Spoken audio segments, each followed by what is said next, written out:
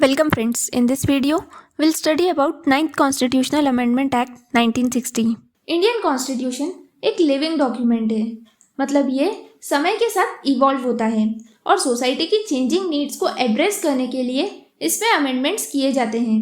Constitutional amendments ensure करते हैं कि कॉन्स्टिट्यूशन रेलेवेंट और इफेक्टिव बना रहे। ऐसा ही एक इम्पॉर्टेंट कॉन्स्टिट्यूशनल अमेंडमेंट है जो 1960 में किया गया। ये अमेंडमेंट है 9th कॉन्स्टिट्यूशनल अमेंडमेंट एक्ट 1960। इस अमेंडमेंट ने शेड्यूल 1 और आर्टिकल 3 में चेंजेस किए। 9th constitutional amendment act India के इंडिपेंडेंस के 13 सालों बाद लाया गया।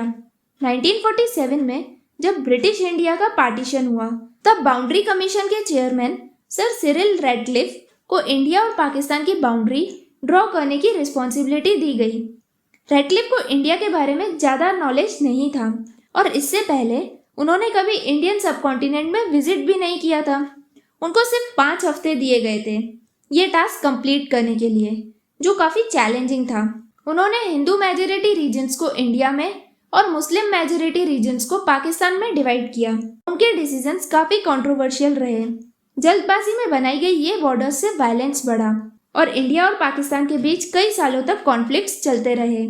आसाम, वेस्ट बंगाल, पंजाब और त्रिपुरा की यूनियन टेरिटरी और ऐसे ही कई बाउंड्रीज और टेरिटोरियल इश्यूज को रिजॉल्व करने के लिए इंडिया के प्राइम मिनिस्टर जवाहरलाल नेहरू और पाकिस्तान के प्राइम मिनिस्टर फिरोज खान नून के बीच 1958 में नेहरू नून एग्रीमेंट साइन हुआ।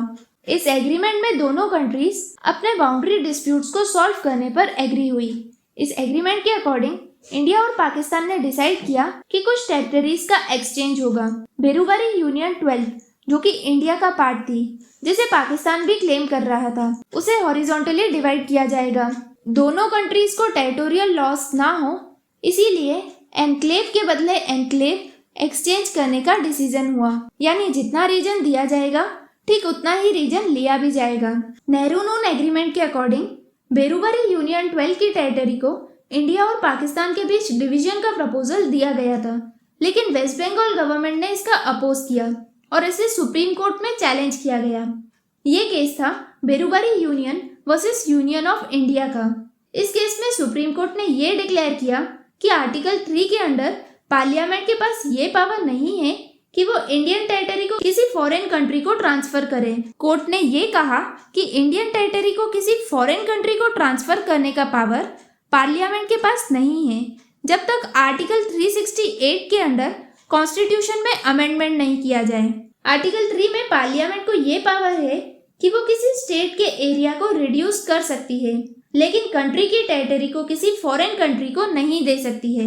इसीलिए कॉन्स्टिट्यूशन के आर्टिकल 368 के थ्रू एक अमेंडमेंट की जरूरत थी, ताकि शेड्यूल 1 जिसमें इंडिया की स्टेट्स और टेरिटरीज लिस्टेड है और आर्टिकल 3 में अमेंडमेंट किया जाए, और इसीलिए 9th अमेंडमेंट एक्ट 1960 पास किया गया। इस अमेंडमेंट के बाद कुछ टेरिटरीज को पाकिस्तान को हैंडओवर कर दिया गया। बेरूबारी यूनियन का डिवीजन भी इसी एग्रीमेंट का पार्ट था। इस रीजन का हॉरिजॉन्टल डिवीजन हुआ, जिसमें कुछ पार्ट्स पाकिस्तान को मिले। इस एक्ट ने वेस्ट बंगाल, आसाम, पंजाब और यूनियन टेरिटरी ऑफ त्रिपुरा की टेरिटरीज को भी एडजस्ट किया, ताकि दोनों नेशंस के बीच डिस्प्यूट्स रिजॉल्व हो सके। ओवरऑल 9th अमेंडमेंट एक इम्पॉर्टेंट इशू को एड्रेस करता है, जो इंडियन टेरिटरी को किसी फॉरेन नेशन को ट्रांसफर करने से रिलेटेड था।